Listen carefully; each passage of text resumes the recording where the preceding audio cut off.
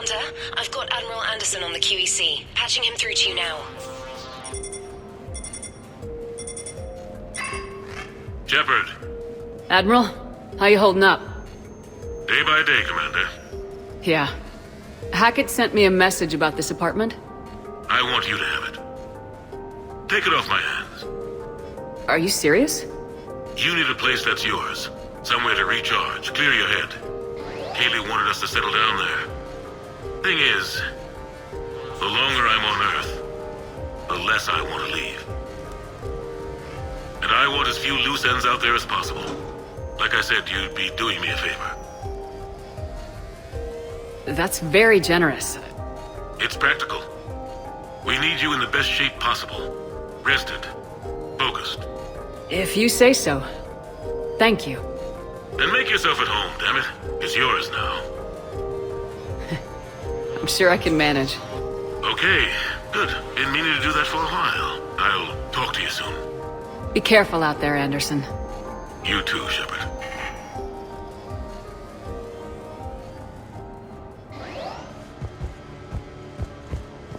You never asked me about this, but my wife just called. My ex-wife. Nobody likes to talk about the toll that long months apart can have on military relationships. She wasn't military. She couldn't handle it. But it's not even about military and non-military, damn it. It's space flight. Space flight. Finding the mass relays, miracles of engineering. Human imagination rising to meet our desires. We pay a price for that curiosity, that drive. Our relationships suffer. People we love suffer. But that's reality, and it's worth the cost. I must have thought it was. I guess I still do. In the end, you just have to hope you made the right choices. The Normandy? A brand new ship. My ship.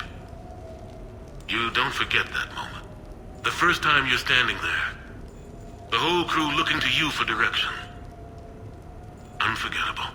I'd led men and women before that. Seen a lot of combat already. Always managed to find my way home in one piece. Do that a few times, you begin to think you know better than the next guy. Maybe you do, I don't know. But if you're lucky, really lucky, you find yourself on a good ship, in front of a good crew. A crew you can trust with your life. Gifted. Disciplined. Brave. All of them. Eager to set sail into the endless black ocean. I still remember my XO asking what my orders were. Shepard, I said, let's see what we can find.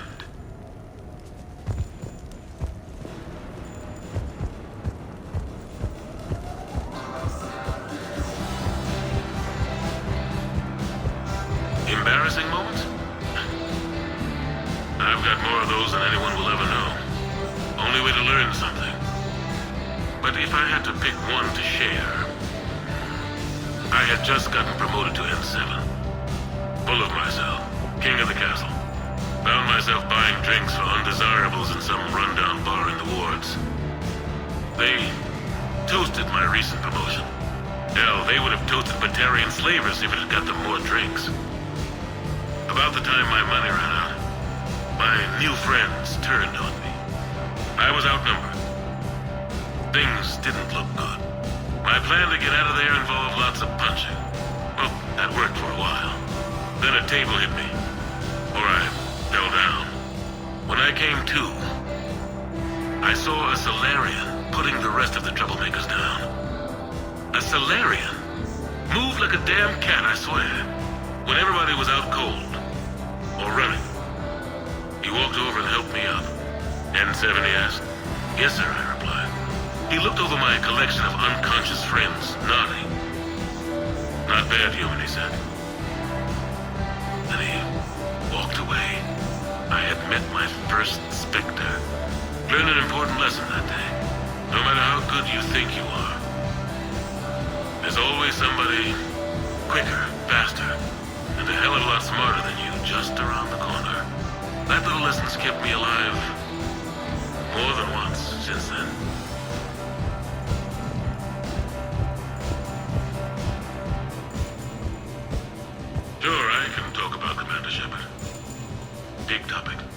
There's been a lot written about the commander, but most of it isn't true. People are quick to judge. They don't know the whole story. I don't even know the whole story.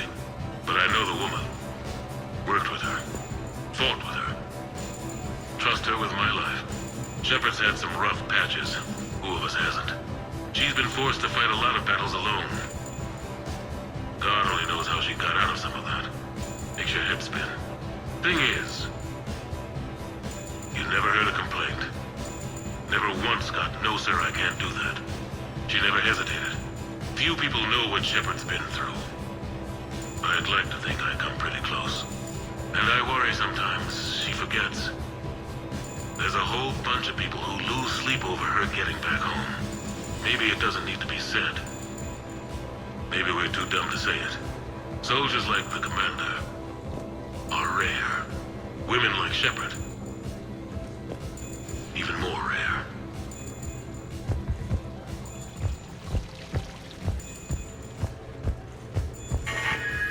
A few months ago, I had a chance to sit down with one of Earth's most decorated soldiers, Admiral David Anderson.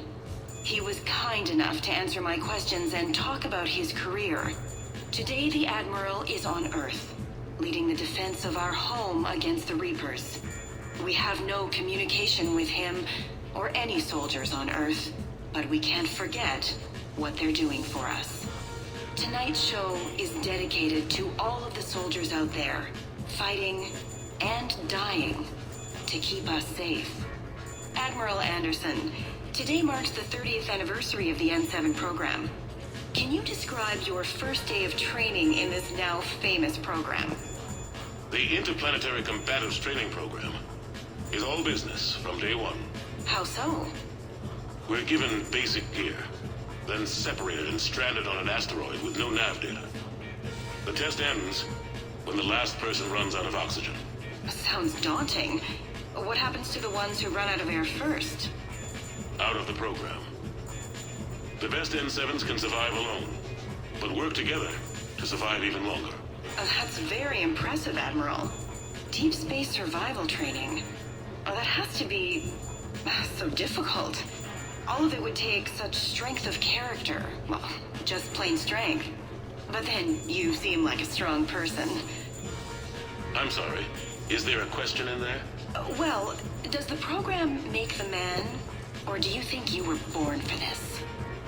It's a bit of both, I suppose. Every soldier reaches a point in their career, sometimes more than once, when they are asked to give more than they ever thought they could. That moment is the test.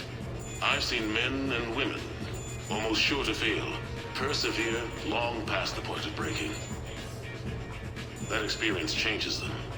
Others, with all the gifts and abilities, fail in that moment. Sometimes they pick themselves up and carry on. Sometimes they're just done. What about you? What was your moment? I've had a few, none of which I'd like to share. But, I think the toughest tests are still ahead of me. What makes you say that? Call it a hunch. Soldier's intuition? Something like that. Do you trust your intuition? I mean, do you follow your heart over your mind? Well, it depends on the day. No, I suppose if I were to be honest, I do trust my instincts. The problem is, war isn't orderly.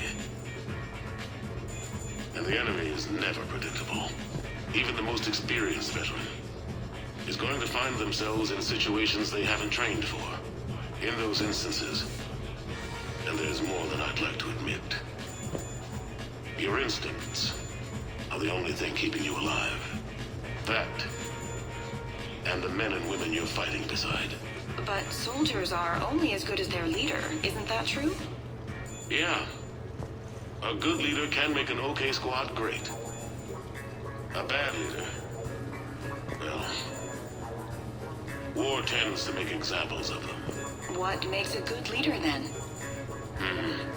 A good leader is someone who values the life of his men over the success of the mission, but understands that sometimes the cost of failing a mission is higher than the cost of losing those men. That's a terrible line to have to walk. Yes, it is. But war is a terrible thing. Thank you for your time, Admiral. Thank you. The remainder of this interview was to take a more personal look at Admiral Anderson's life. It wasn't finished when the Reapers invaded. We can only hope that the Admiral and the soldiers under his command survive to tell us the rest of their stories. I'm Khaleesa Al-Jilani. Thank you for watching.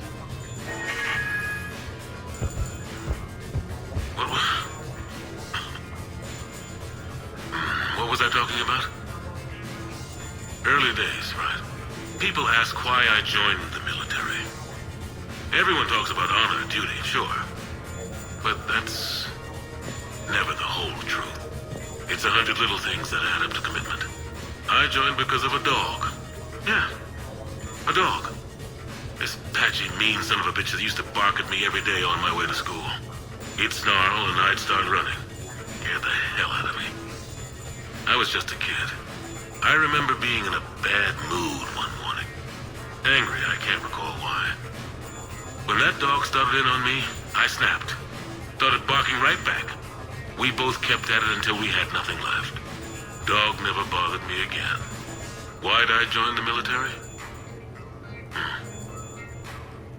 Sometimes you just gotta howl to make things right.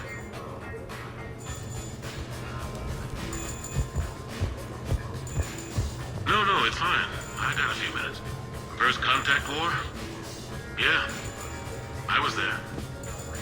My first real combat. First for a lot of us. I remember one night early in the war. Strapped to my seat as our transport approached the LZ. Everyone was dead silent. Just the sound of breathing. Good men.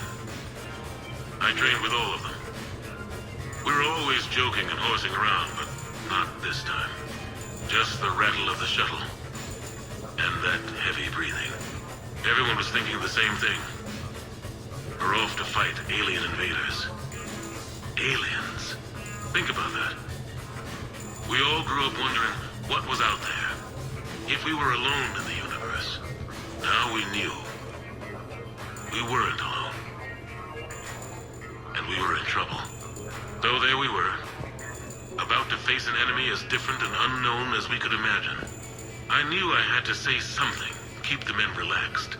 So I turned to the soldier beside me, Hendricks, I think, and asked him how his mother was doing. Fine, he said. Why? Because I heard your mama's so ugly the Marines thought she was a Turian. Almost shot her. I got a few smiles. Then Hendricks turned to me and said, Hell, Anderson, I heard it was a picture of your mama that started this goddamn war in the first place. Scared the Turians shitless. Everyone had a good laugh at that. And the boys fought great that night. Sometimes that's all it takes. A joke, a pat on the back. Just a little reminder that everything's gonna be okay.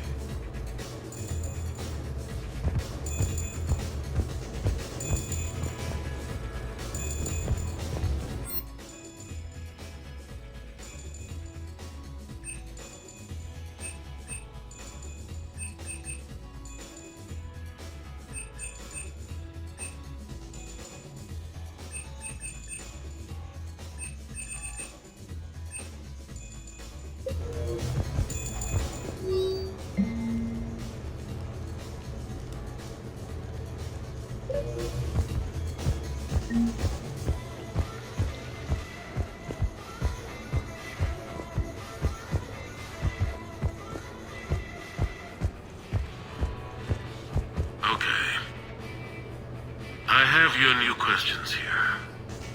As a leader, do I ever feel that the ends justify the means? Spirit of law over word of law. I'm not going to touch that with a 10-foot pole, but I think I know what you're after. You're referring to the way I, arranged to have the Normandy released to Commander Shepard before the Battle of the Citadel. I'm not sure how valuable hindsight is to the military.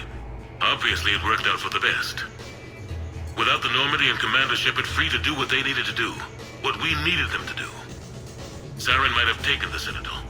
I think it's clear what a different galaxy this would be if that had happened. I did what I had to. If I had been wrong, I would have gladly accepted the repercussions. The real trick is never being wrong. If you're looking for more action and less philosophy in these notes, let me know.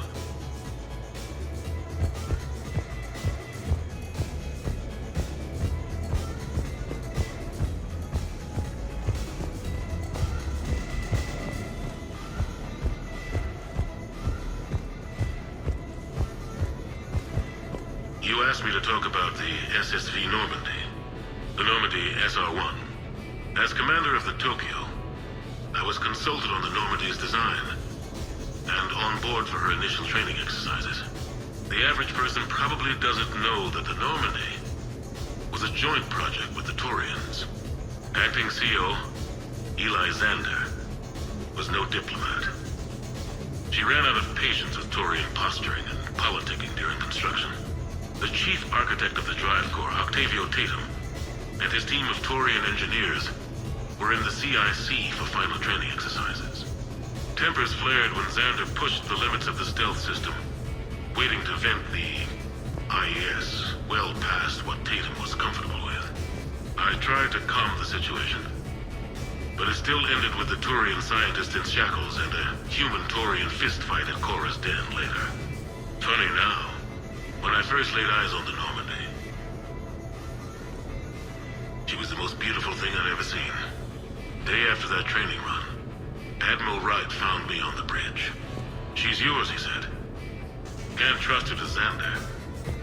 Send me a list of crew from the Tokyo you'd like, and prep for your first mission. Short command thanks to Saren. Still, one of the highlights of a long career.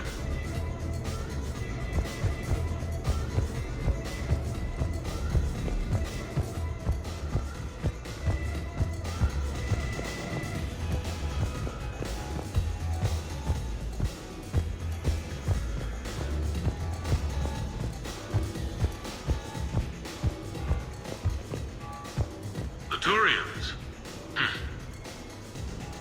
Well, I might not always see eye to eye with the politics of the individual, but I have a great respect for the Turian military. Any Alliance soldier lucky enough to take part in their training programs will certainly be better for it. Their precision, skill, and discipline come together in a way that's second to none. Not that I'm faulting our own people or training. It's just that after fighting Turians in the First Contact War, years later, I had the opportunity to observe and train on Palaven. It was a turning point for me. And I would encourage any soldier to try it. It's a unique experience to put yourself in the squad of a Turian commander. My commander was an uncompromising bastard named Bartux Oryx. If you can find him, just ask how the platoon I commanded was trounced in his strategy game. Humbling. But I've used what I learned that day many times. The xenophobes will have their say. But I think it's vital that we do more of this kind of cross-species training. There you go. And if you do find General Oryx, let me know. I owe him money.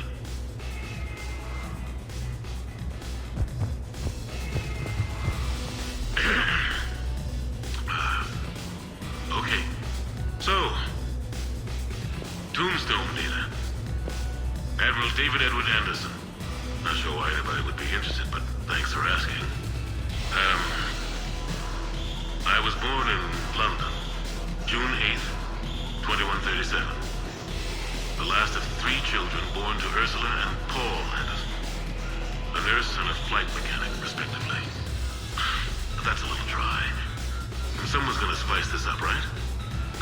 Never been much for the spotlight. Anyway, where was I? It was a second marriage for my parents. They were almost 50 by the time they had me. My mother worked shifts, so my father would often take me to the base. While he worked, I watched transport ships and fighters take off. Worked his whole life around space travel, my father. But he never left Earth. Not for a day. He was a good man. But that's just a side note. Don't put that in. Who is it, Kaylee? Yes, I need to take that. I hope this is what you're after. I'll get to the more interesting N7 stuff next time.